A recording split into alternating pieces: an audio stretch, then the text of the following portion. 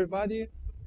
My name is Alex Wolfson, and this video is a part of my project.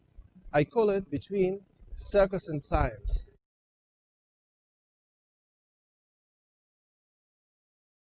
It goes like this. Okay, so what is going on here? Actually, I give some initial velocity to the meteor, to the weight, and then it continues in almost a straight line until the rope ends, okay, until it pulls it back. This is called pendulum shot. What is the physics of this exercise? The physics here is quite simple. It's the nature of mass. Actually, mass has three aspects. The first aspect of mass is simply the amount of matter. The second aspect is the gravitational interaction. Okay, it's the gravity. But there is a third aspect, inertia. Because mass is actually tells us to what extent a body resists changes in velocity. The first Newton law speaks about it. Because what does it say? It says that every mass strives to continue moving in a straight line with a constant velocity. That is, when sigma f equals 0 on a body, okay, its velocity is constant in magnitude and direction. So this, what is going on here? I give some initial velocity to the meteor, and then it continues in almost straight line forward until I stop it. The second trick which also somehow develops this concept is the vertical shot. In the vertical shot, what I do, I spin the meteor and then release the rope, and it just jumps up. Okay? So the first question is, in which point on the circular path of this meteor do I have to release it so it will actually jump up? Is it here? Is it here, here, or maybe here? So a lot of people think, they don't just think, they believe. A lot of people believe that the meteor will jump up if I release it in the upper point of the circular path. Why is it? Because of the centrifugal force, of course.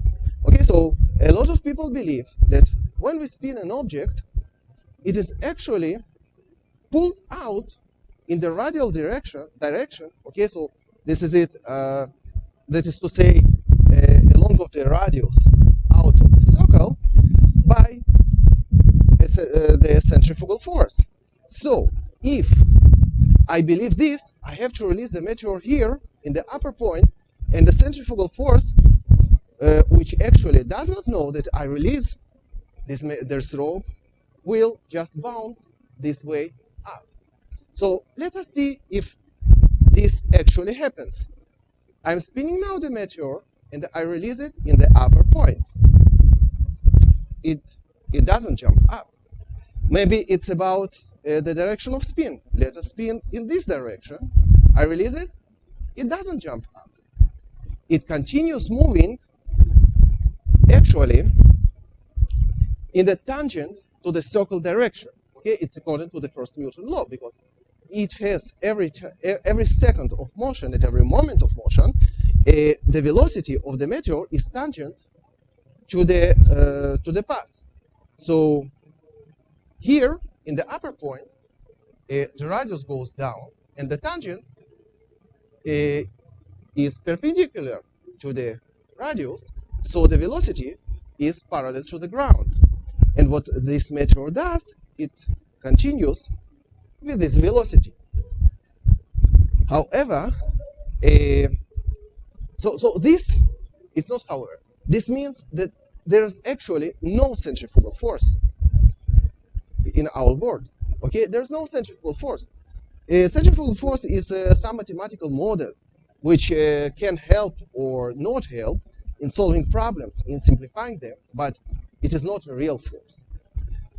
What does happen here? What does happen here, indeed, when I spin and they will perform this vertical shot? Actually, I release the rope when it is parallel to the ground. Now, in this situation, the velocity vector is also, because it is tangent to the circular path, it is perpendicular to the rope and it is perpendicular to the ground. When I release the rope, the meteor just continues up with this velocity according to the inertia aspect of mass, according to the first Newton law. Let us demonstrate another trick which is also ruled by the first Newton law. It is called the neck shot. Okay? This trick is called the neck shot. Let us analyze it. What is going on here is actually the same physics as previously. Because what I do, I spin the meteor, I put the rope on my neck, and when the rope is about parallel to the ground, I just bend my head back, and this way I release the rope. And then the meteor, since it has velocity which is vertical, okay, because it is again it's perpendicular to the radius of spinning, so it is perpendicular to the ground, it just bounces up, and so this way we get this neck shot.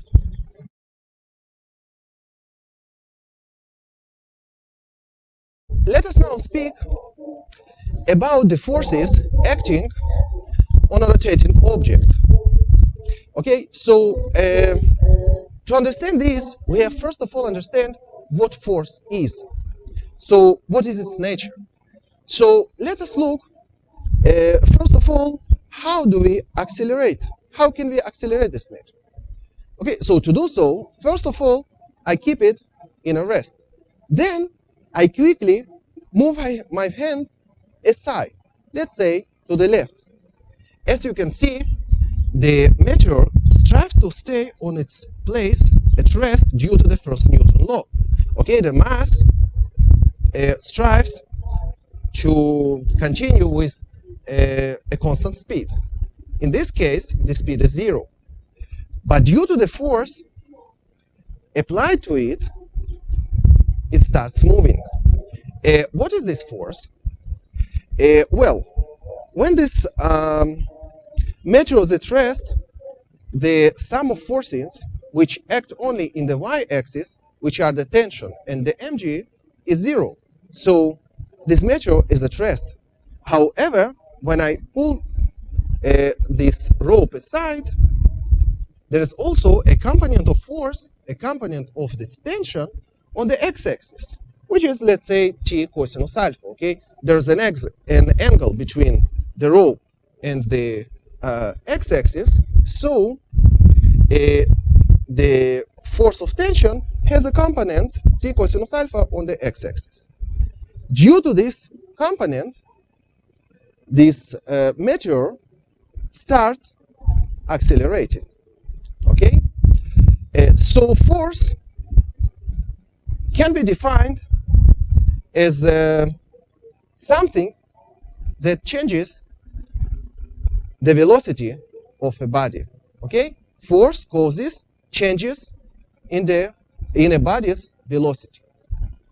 However, these changes can come to fruit as in the magnitude of speed,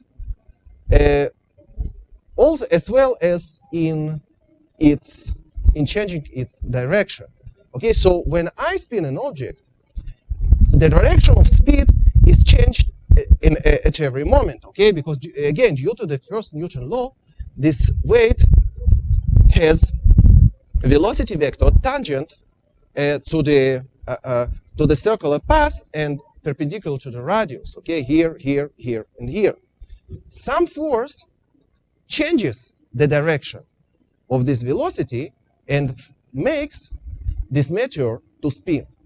So what is force? What is this force? Let us say this meteor rotates in a constant speed. So is there a force? Yes, there is a force. This force is the centripetal force. This force acts perpendicularly to the velocity vector, so in the radial direction towards the center of the circle. It is called the centripetal force. Okay, there is no centrifugal force as we have seen, but there is always a centripetal force making an object to spin. Because since this centripetal force is perpendicular to the velocity, it doesn't change it. So the velocity can remain constant, but it does change its direction. So this rope actually, the tension of the rope actually keeps this meteor in the circular path. Okay? So due to the second Newton law, which is sigma F equals ma, okay, so what it simply say that is that force is mass times acceleration, we can see that force causes acceleration. This acceleration can be just the change in the direction of velocity or in the magnitude of velocity, or both of them. The other point we have to understand in the second Newton law is again the nature of mass. So the point is that mass is inertial actually comes to be very vivid in the second Newton law. Okay, since sigma F equals ma, we can just change this formula and write that acceleration a equals F divided by m. So the bigger is the mass, the less is the acceleration. So as this meteor will be heavier, it will be more and more difficult to spin it, okay, to change its velocity, because I will need more bigger and bigger force to do it. So the second Newton law again makes the inertiality, the inertial aspect of mass to be more vivid and understandable.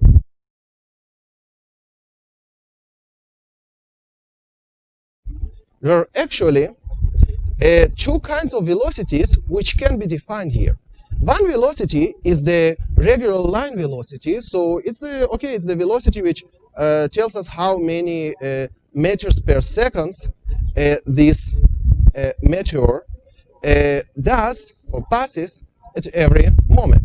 But when we spin an object, it is very useful to define as it's the frequency of spin, also the angular velocity. So the frequency is just how many spins or how many cycles of spin this meteor completes in a second.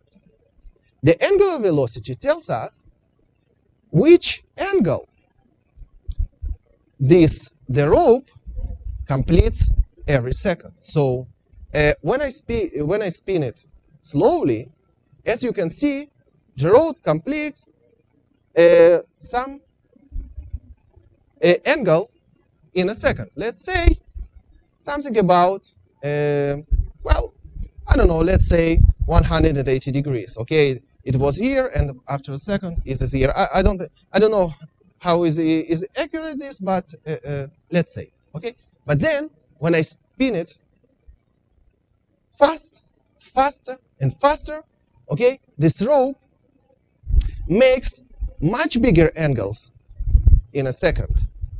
In the class, we will define the units of radians to measure angles, not degrees, but radians. But let us do it on the blackboard in the class. Very important concept in circular motion. It is the critical velocity. So when we spin an object in a vertical plane like this, we all know that it must have some minimal speed to complete the circle. If the speed of spinning will be less than some critical value, the object will just fall down. Okay, so this minimal speed needed for an object to complete a circular path, to complete a circle, is called the critical velocity. So the question now, what does this critical velocity depend on? As you can see, when I hold this rope short, okay, when I keep the rope short, the critical velocity will be, let us find it, spin and find it, okay? This critical velocity, this is not the critical velocity, a little faster. This is a critical velocity, okay? This critical velocity is quite low. But when I keep the rope long enough, let me go back and spin it now, we can see that the critical velocity needed for the meteor to complete the circle is bigger, okay? This is not the critical velocity, this is a critical velocity, okay?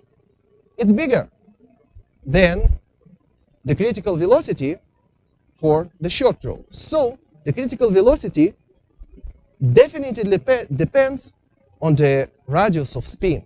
Okay, so and we can show this easily in the class on the blackboard. Okay, since the sum of forces acting in the radial axis on a mass, so on a spinning mass, okay, it's mv squared divided by r. So when the meteor is in the critical point, in the upper point of the circular path, okay, this mv squared divided by r equals t, the tension, plus mg, the weight. So in the critical situation, the tension becomes 0, and mv squared by r is simply equals mg. And then, after doing some simple algebra, we understand that this v critical equals square root of g times r. So the bigger is the radius, the higher is the critical velocity needed to the meteor to complete the circle. So let us now introduce the last concept needed to understand the tricks performed with a meteor. Okay? This concept is the moment of inertia. This moment of inertia originates actually in the inertia aspect of mass. Okay? So we have seen that every mass resists changes in its speed and its direction of motion. It's actually the first and the second Newton laws. We have spoken about it before. So this is the reason, actually, that when I spin an object, it also resists for changes in the plane of spinning, as well in the angular velocity. So let's say I spin this meteor just in this plane. I cannot change this plane, let's say rotate the plane of spinning in 90 degrees to this one. Okay, I just cannot do it. It doesn't work. What I do have to do is changing this plane of rotation gradually. Then I can do it. Okay? Also, when I spin an object, let's say I spin this meteor fast, I cannot just stop it. Okay, it will not. What I have to do is gradually reducing the speed. Okay, then it will stop, and I can still control it.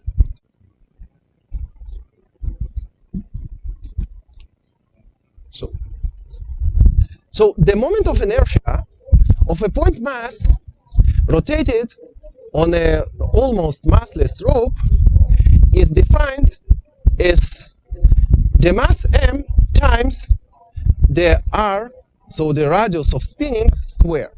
Okay, so in our case is the length of the rope squared. So it is mr squared. How does it help me to perform tricks with the meteor? So let's say I spin the meteor in a forward spin. What I want to do now is reverse the direction of spinning. So from, let's say, from the forward to backward spin. But I want to do it quickly. There is a trick called an elbow spin. It is performed like this. Okay.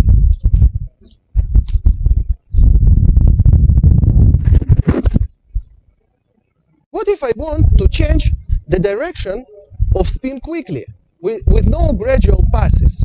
So there is a way called an elbow spin. It is performed like this. Let's say I spin it forward and I want to change the direction of spin to backward spin. So what I have to do is doing some motion like this. Now the spin is backward. And so let's get back to the forward spin. For this, I perform an elbow spin, again in another direction. Let me show this motion, this trick from this side, okay? So I want to change the forward spin to the backward spin, and the backward spin to the forward spin again, okay? So what is going on here? What is this physics of this trick? The physics actually is quite simple. Let's say now I'm spinning the rope backward. So what I do, I take my elbow out and the rope collides my elbow. Now the radius of spin, because of my elbow, because of my hand here, the radius of spin is much smaller. It is not this length of rope, but now it is only this one. So in this situation, when the radius is smaller, I can just make a fast motion here and change the spinning direction. The same is about coming back to the backward spin, okay? So again, I take my elbow out, the rope collides the elbow, the radius of spin is smaller, the moment of inertia is smaller, and I can actually change the direction of spin. So by making this elbow spin, I just reduce the moment of inertia.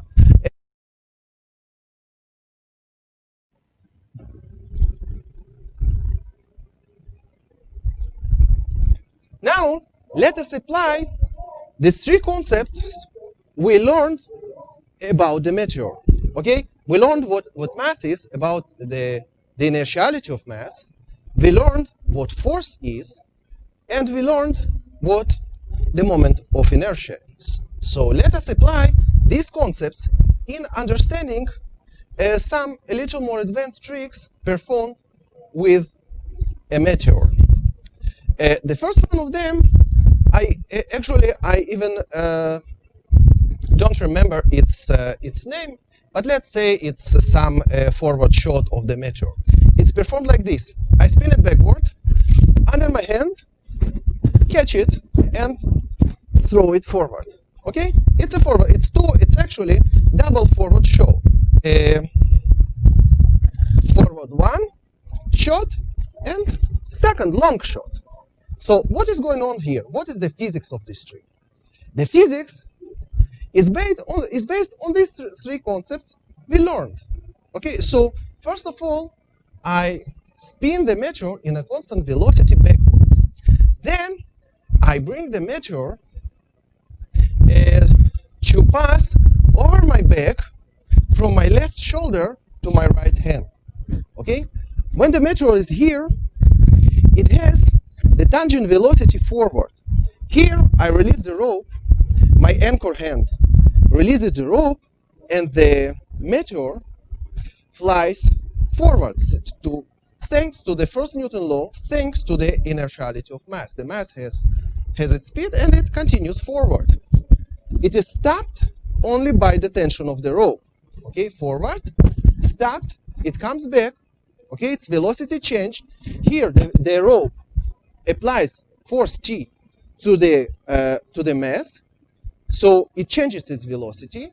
Now, I have just to spin this mass in 8, and then when I want to make a shot, I just throw this meteor above my shoulder forward. So what is going on here through the motion of my hand? It's again some rotational motion. Okay, let me show it from this side. It's again some rotational motion, circular motion, but then at the upper point of the spin, I just release the rope. So there's no centripetal force anymore, and the meteor continues forward with a constant velocity. Okay, see, due to the inertia of the mass. And then again, I apply to it tension force. Yeah, in the most far point, I apply to it the tension force of the rope and change the direction of velocity. And another trick I would like to analyze is the foot shot. It is performed like this.